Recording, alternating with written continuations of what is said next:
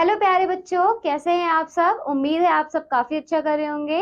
तो बच्चों, आज हम जा रहे हैं इस क्लास में आपका नया अध्याय शुरू करने, ज्यामिति, ज्योमेट्री। ओके, तो चलिए शुरू करते हैं इस चैप्टर को। यहाँ हम ज्यामिति आकृतियों के विषय में पढ़ेंगे। पहला जो है बच्चों वो है बिंदु। बारीक नोक वाले पेंसिल से अपनी कॉपी पर एक छोटा निशान बनाइए। इस छोटे निशान को बिंदु कहते हैं। क्या है बच्चों, जैसे ये देखिए, ये क्या है, ये दोनों बिंदु है। अगर आप अपने पेंसिल से क्या करेंगे, अपनी कॉपी पे अगर थोड़ा सा टाइट दबा के रखेंगे तो एक क्या बन जाता है, बिंदु बन जाता है ना।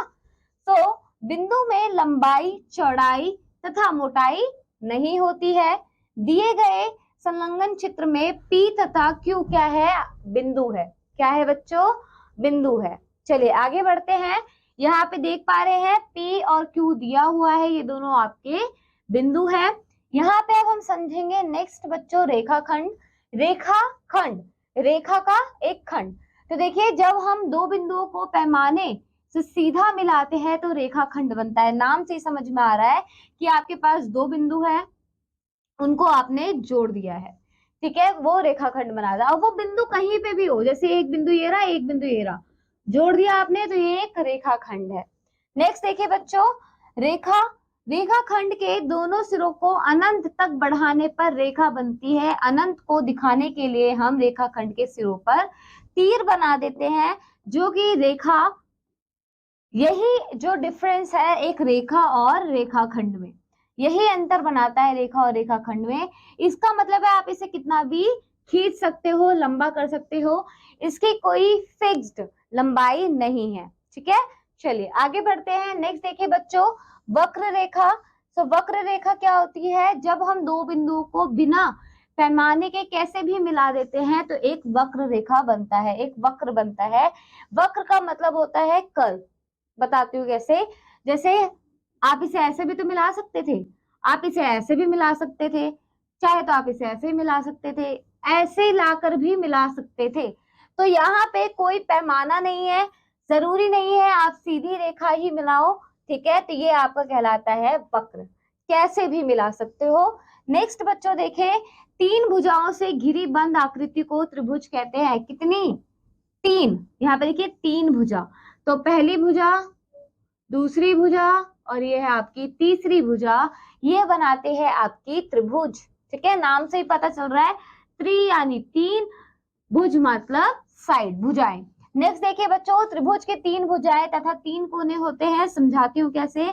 यहाँ पे देखिए, ये है तीन भुजाएं, एक दो तीन, है ना, एक दो तीन, और तीन कोने भी होते हैं इसके। समझ में आया। आगे बढ़ते हैं। तीन कोनों का अर्थात है ये वाले, ठीक है। वो तो जो कोण है वो आप आगे चल के पढ़ेंगे, अभी इसे समझिए। नेक्स्ट समझे बच्चों आयत। नेक्स्ट क्या है, आयत। चार भुजाओं से घिरी ऐसी आकृति जिसके आमने सामने की भुजाएं बराबर होती है, आयत कहलाती है। आयत की चार भुजाएं होती है तथा चार कोने होते हैं, एक दो तीन चार, और कितनी भुजाएं हैं टोटल, चार भुजाएं हैं, ठीक है। आगे देखिए, नेक्स्ट है बच्चों वर्ग। और देखिए जो मेजर डिफरेंस है, जो बड़ा सा अंतर है वो ये है कि आयत में आमने सामने की भुजाएं बराबर होती है, पर वर्ग में चारों ही रेखाएं, चारों ही भुजाएं आपस में बराबर होती हैं। जैसे कि चार भुजाओं से घिरी ऐसी आकृति जिसकी चारों भुजाएं बराबर होती हैं वर्ग कहलाती हैं। वर्ग की चार भुजाएं तथा चार कोने होते हैं, ठीक है। नेक्स्ट देखिए बच्चों वृत्त। गोलाकार आकृति वृत्त कहलाती है। ये क्या है, गोलाकार आकृति है। दिए गए वृत्त, दिए गए संलग्न चित्र में, यहाँ पे देखिए बच्चों सेंटर पर, बिल्कुल सेंटर पर वृत्त का केंद्र है। क्या है, केंद्र, यानी इसी केंद्र की वजह से वृत्त पॉसिबल है। वृत्त की कोई भुजा व कोई कोना नहीं होता, ठीक है, पर हाँ वृत्त का केंद्र होना बहुत जरूरी है। अब देखिए बच्चों कोण। दो भुजाओं के बीच के झुकाव को कोण कहते हैं। क्या कहते हैं, कोण कहते हैं। जैसे कि आपके यहाँ देखिए, यहाँ पे भी एक कोण बन रहा है, दो भुजाएं ना, एक और दो, वो दोनों जहां मिल रही हैं उसे क्या कहेंगे बच्चों, हम उसे हम कहेंगे कोण, ठीक है। चलिए आगे बढ़ते हैं। अब हम एक्सरसाइज का क्वेश्चन सॉल्व करेंगे बच्चों, अभ्यास करेंगे। निम्नलिखित आकृतियों के नाम लिखिए। तो आकृतियों के नाम लिखते हैं। ये क्या है बच्चों? बिंदु। क्या है? बिंदु। नेक्स्ट देखिए बच्चों, ये क्या है? आयत। ये क्या है? त्रिभुज। अब बाकी का खुद करिएगा, ठीक है? चलिए कर लेंगे। नेक्स्ट देखिए बच्चों, ये आप खुद से कर सकते हैं ना। वृत्त हो गया, ये क्या हो गई आपकी? रेखाखंड हो गई। इसी तरीके से बाकी भी करिएगा। निम्नलिखित आकृतियों के आकार लिखिए। अब यहाँ पे देखिए क्या बोला गया है क्वेश्चन में, आपको कुछ आकृतियां दी हुई हैं, उनके आकार लिखने हैं। तो कैसे लिखेंगे? ये कौन सा है? त्रिभुज है ना, त्रिभुज जैसा है ये, तो त्रिभुज लिखेंगे आकृति। ये कौन सी है? वृत्त। क्या आप इसे बता सकते हैं? इसके चारों भुजाएं बराबर है, तो इसे क्या बोलेंगे? वर्ग।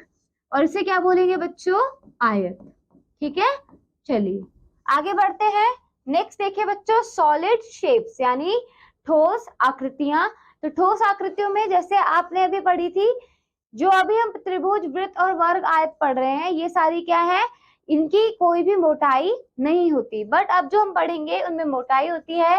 वह आकृति जिसका आकार होता है तथा जो जगह घेरती है ठोस कहलाती है। ठोस में लंबाई चौड़ाई तो होती ही है, साथ में ऊंचाई भी होती है। ठीक है, यानी कोई ना कोई अगर आप कहीं रख दोगे तो वो जगह घेरेगी, वो ठोस कहलाती है। जैसे कि डाइस, एक पासे के आकार की वस्तु घन कहलाती है। इसकी सभी भुजाएं बराबर होती है। इसके 6 तल होते हैं। अब बच्चों देखिए, जैसे यहाँ पासा दिया हुआ है, इसमें कितनी फेसेस हैं? यहाँ पे कितने बच्चों तल है? 6 तल हैं। साथ में बच्चों इसमें कितनी भुजाएं होती हैं? भुजाएं तो अभी आप पढ़ोगे जब आपके आगे आने वाले क्लासेस में। इसमें ये ध्यान रखिएगा बच्चों, पर जितनी भी भुजाएं होती हैं वो सारी बराबर होती हैं। ठीक है, और ये इस तरीके से जगह घेरती है। ठीक है, यहाँ पे देख पा रहे हैं। नेक्स्ट, एक किताब घनाभ कहलाती है। क्या कहलाती है? घनाभ कहलाती है। इसकी विपरीत भुजाएं समान होती हैं। इसके भी 6 तल होते हैं। ठीक है, जैसे आयत है उसी तरीके से घनाभ है, जैसे वर्ग है उसी तरीके से घन है। एक फुटबॉल गोला कहलाती है। यह गोलाकार आकृति में होती है। इसका एक ही तल होता है। जैसे यहाँ फुटबॉल देखिए, ये क्या है? गोला कहलाती है। नाउ बच्चों, एक रॉड बेलन है। ये देखिए बेलन की आकृति दी है ना। रॉड, रॉड किस में होती है? बेलन। यह बेलनाकार आकृति की होती है। इसके 3 तल होते हैं। यहाँ पे आप पिक्चर में भी देख सकते हैं बच्चों। वह वस्तु जो गोलाकार और त्रिभुजाकार आकृति में होती है शंकु कहलाती है। इसके 2 तल होते हैं। यहाँ पे इसका बच्चों आप देखिए ठोस आकार भी दिया हुआ है। ठीक है, अब देखिए बच्चों, तल जो होते हैं या तो समतल होते हैं या वक्रतल होते हैं। तो चलिए समझते हैं समतल और वक्रतल का मतलब। किसी वस्तु का वह भाग जिसे हम प्राय देखते हैं या छूते हैं उसे का क्या कहते हैं? वो तल कहलाता है। क्या कहलाता है बच्चों? तल कहलाता है। एक पैमाने को मेज पर रखा, पैमाने का सारा भाग मेज के तल को भली भांति छूता है। यहाँ देखिए, ये जो आपका स्केल है बच्चों, ये क्या है? टेबल पे रखा हुआ है ना मेज पर। अब ये जो स्केल है ये पूरा क्या कर रहा है? टेबल को टच कर रहा है ना, पूरा चिपक गया है अच्छे तरीके से। अब यहाँ पे देखिए, अतः मेज का तल समतल है। क्या है? समतल, यानी अच्छे से उस पर फिट हो गया है। उसी तरीके से अब पैमाने को फुटबॉल पर रखा, पैमाना गेंद के तल को भली भांति नहीं छूता, अतः फुटबॉल का तल क्या है? वक्र तल। यहाँ देखिए बच्चों, समझ में आएगा आपको। यहाँ पर मेज का जो तल था वो समतल था, इसलिए जो आपका पैमाना था वो अच्छे से उस पे भली भांति छू गया। पर जो फुटबॉल है उसका जो तल है वो समतल नहीं है। कैसा है? वक्र तल। तो वक्र तल होने के कारण जो स्केल का पूरा तल है वो उसके साथ भली भांति नहीं छुआ। आगे बढ़ते हैं। बेलन के आमने सामने के 2 तल समतल होते हैं। देखिए बच्चों, बेलन, ये बेलन है आपका, इसके 2 तल, एक ये वाला और एक ये वाला, ये दोनों तल कैसे होते हैं? समतल होते हैं। तीसरा जो तल होता है ये वाला एरिया, ये क्या कहलाता है? ये कहलाता है वक्रतल, जो कि लिखा भी हुआ है पहले से। ठीक है, तो ये आपका वक्रतल है। इसी तरीके से बच्चों, घन में सब कुछ समतल होता है, गोला वक्रतल होता है, और शंकु में भी समतल और वक्रतल ये दोनों ही क्या होते हैं? प्रेजेंट होते हैं। शंकु का एक तल समतल होता है ना, और दूसरा वक्रतल। इसी प्रकार बेलन और शंकु के तल समतल और वक्रतल दोनों ही होते हैं।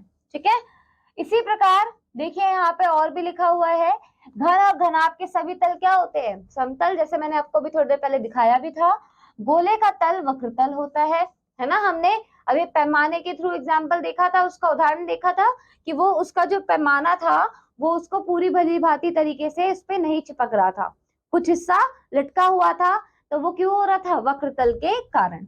अब चलिए बच्चों हम अभ्यास करते हैं। निम्नलिखित दी गई ठोस आकृतियों के सामने उसके नाम लिखने हैं, बताइए कि ये समतल है या वक्रतल या दोनों। तो आपको ये लिखना है, चलिए लिखते हैं।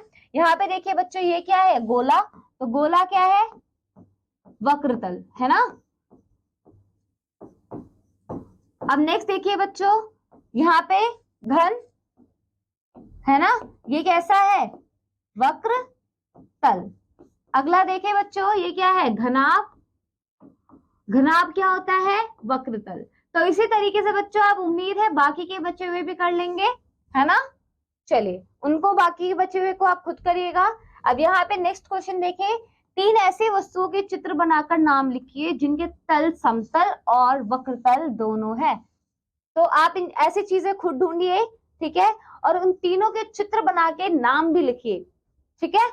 चलिए ये काम आपका होमवर्क है, आई होप आप करेंगे। सो आज की क्लास में बस इतना ही, इस चैप्टर में बच्चों इतना ही। इन क्वेश्चंस को ट्राई आउट कीजिएगा। मैं मिलूंगी आपसे अगली क्लास में नए अध्याय के साथ। Bye bye students.